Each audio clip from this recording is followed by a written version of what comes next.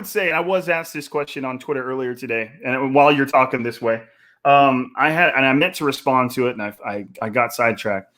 But he asked me if he felt that John Lynch or Kyle Shanahan care at all how the fans are going to react to this pick, and my response was going to be, I think a good front office doesn't care how the fans react to their picks, because they obviously have completely different motives for taking somebody, but there is somebody that does care about what the fans think, and that's the guy in charge in Jed York. So I wouldn't be surprised, and I believe John Middlecoff might have talked about this. Maybe that's why it's in my head. There was if Mac Jones is the guy, there was probably a conversation that was had at some point that may have already been had, might not have happened yet, where Jed York needs to know why all of 49ers Twitter is going to cry out in one moment on next Thursday, and why everybody seems to hate this pick so much, and why Kyle loves it so much. And I would never even think in any way would Jed York ever say, no, you need to take this guy to somebody like Kyle Shanahan. But I think when it's so unanimously hated by a fan base so publicly, I think it's fair to expect that maybe there was some conversation there, right? You know, like some sort of like, hey, what do you see here, man? You got to at least sell me on this a little bit.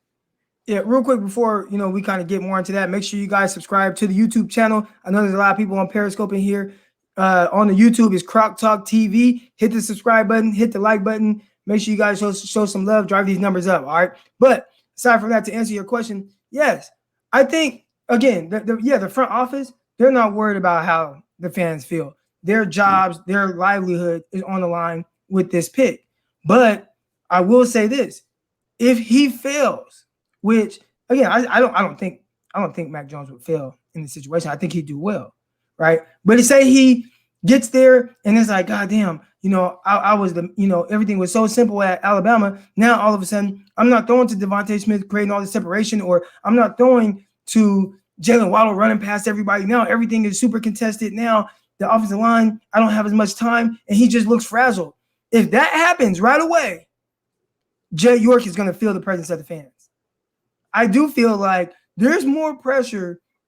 Like, you already have a lot of pressure as a head coach. You already have a lot of pressure, with 3 losing seasons in 4 years, and that's including going to a Super Bowl. So there's already a lot of pressure there. But there's going to be an immense amount of pressure if you take Mac Jones and people are looking like you should have taken Fields, which seems like the obvious thing to do, or Trey Lance. But I think if you take one of those 2 guys, I feel like it buys you more time. I think people are like, you know what? Well, we weren't expecting them to be this precise guy out the gate. We're going to give him time to develop, right? We're going to give Trey Lance. We knew Trey Lance wasn't ready yet, right? Like, oh no, he has time. Like, let's give him a year or so. Like, you have time. Justin Fields, you got time.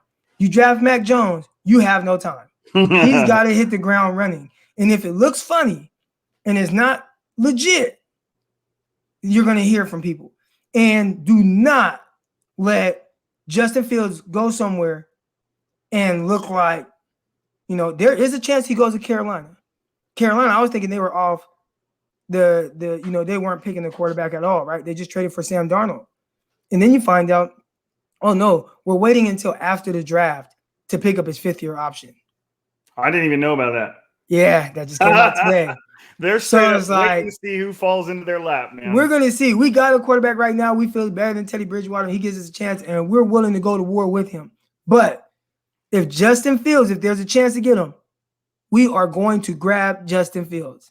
That's what I heard when I read that. Well, so they were reportedly in on Deshaun Watson probably stronger than everybody else was. And Justin Fields gives you a lot of the same traits. So, not. If Justin Fields goes to Carolina and he has DJ Moore and Robbie Anderson and Christian McCaffrey and Joe Brady being puppet master, and he goes and he balls out,